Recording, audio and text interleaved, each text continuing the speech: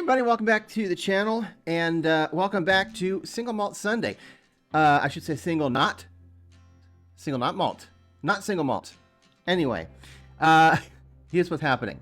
A friend of mine, got some whiskey recently, and they really liked it, and he wanted me to try it because he saw my video on the Woodford Reserve, looking for bourbon that maybe I could actually drink and enjoy, and I haven't found one yet, but anyway, he got this and thought it was really good, and he thought that I might like it, and he wanted to see my reaction to it. So this is Dareringer Rabithole Kentucky Straight Bourbon. I don't know, well, and it's finished in Pedro Jimenez sherry casks. So here's the deal. 46.5%, which means, and it does say it on here, but it means that it's non-chill filtered. And that's why I'm sure that's why they bottled it at that strength. It doesn't say anything about added color. I don't know what the laws are on bourbon, if there's any rules on that. And because it's sherry cask finished, it's impossible to know. I mean, it's a dark color, but that could be just from the sherry cask, so hard to know. What else? The mash bill. So we know that if it's bourbon, it has to be at least 51% corn. In this case, I believe that they were saying this is 65% corn, 25% wheat, and 10% barley. So that's your mash bill.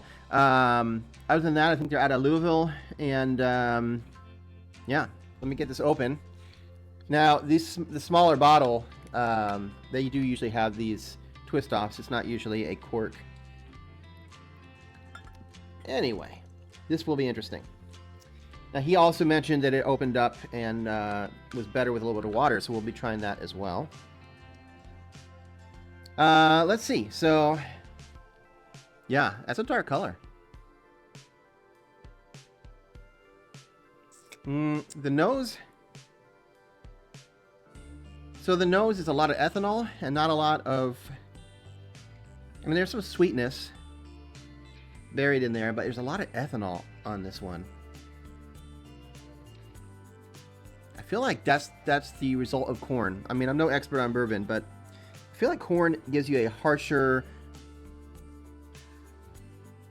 kind of burn. Although I think you could smell the corn sweetness in the nose. Anyway, let's give this a little try here.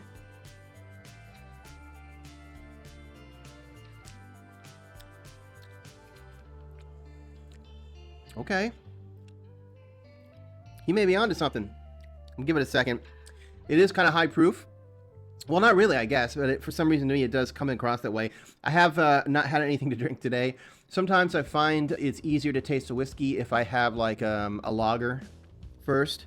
Kind of cleanses your palate and gets it ready, I guess. I don't know if that makes sense. This first sip wasn't bad, though. What I'm doing, this is a weird thing. I don't know anyone else who does this, but once you've had your first sip of the whiskey, it coats the glass because there's oils in the whiskey. And sometimes you can get more flavor. You can smell what's going on in there if you just smell the side of the glass where the whiskey is kind of clinging. See, I'm getting a lot of, it's almost like a honey, caramel, cinnamon sweetness. I'm thinking like caramel in the sense, like if you've ever made like a flan and you have to melt the sugar down into a caramel, that's what it smells like. Pleasant, very pleasant. So, and now you go back to the real, the nose. And even though there's that harsh, ethanol burn hitting your nose, you can get that caramel buried beneath, all that. I want one more sip here before I add water.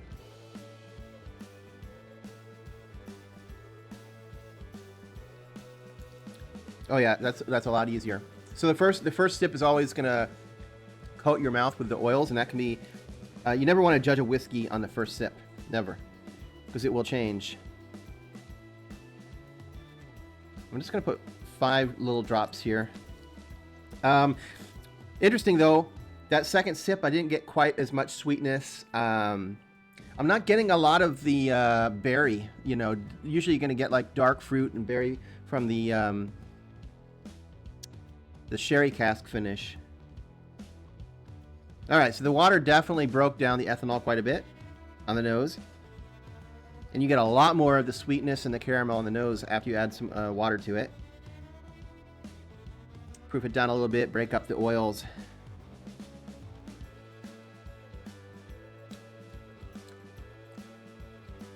Yep.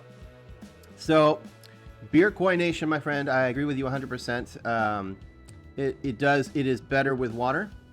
The flavors come out more. The alcohol burn is a little bit smoother and easier. It's not. Here's the deal. Here's my. I don't give ratings, but here's the deal. I will have to say this is the only bourbon so far that I would sit down and drink this. I will drink this. It's not bad for bourbon. This is pretty good. That being said, it's very one-dimensional. I'm really not getting anything but that like caramel brown sugar sweetness, which is fine. That's not bad, but it makes it one-dimensional. There's not a lot going on in this compared to a lot of single malts and scotches, that I drink. So it's not bad, but it doesn't stand up to those. That being said, I'm not immediately off-put. Like I like the flavor is nice. It's good. It's something I would drink. I mean, I drink. So there's somebody was asking me the other day. I think they were asking me like what one of the first single malts or scotches I had. I can't remember, but I did do a video on that. It's right behind me here, actually. It's Teacher's Highland Cream up on the top shelf. And again, that one is like a $20 bottle of whiskey, and it's very one-dimensional. A little bit of smoke to it, but it's certainly nothing to go crazy about. And it's sort of like what this one is. It's good, but it's not like, I'm going to purposely go out and buy this. At this point, though, if I did want a bottle of bourbon around for people, I would get this for them because it's the one so far that I actually think is all right. I will say it's too expensive. On their website specifically, and this is as of today, I mean, that can change whenever you're watching this video, $86.99 for a 750 milliliter bottle. That is a lot for a bourbon, and it's a lot for a bourbon that doesn't have an age statement and is kind of one-dimensional, in its flavor profile. So, would I recommend it? If you are a Scotch drinker or a single malt drinker and you're looking for a bourbon that you can actually, drink and not go there, I would recommend it. It's not bad. I just wish it had a little bit more, to it than what it has, At any rate, that is my thoughts on this particular whiskey. I appreciate you stopping by. Thanks, Beer Coordination, for sending that to me and let me try that. And good eye, it's the first bourbon I've had that it's not too bad. I'll be back probably in about a few weeks, a month, when I get my next whiskey and do a review on that. So until then, sláinte.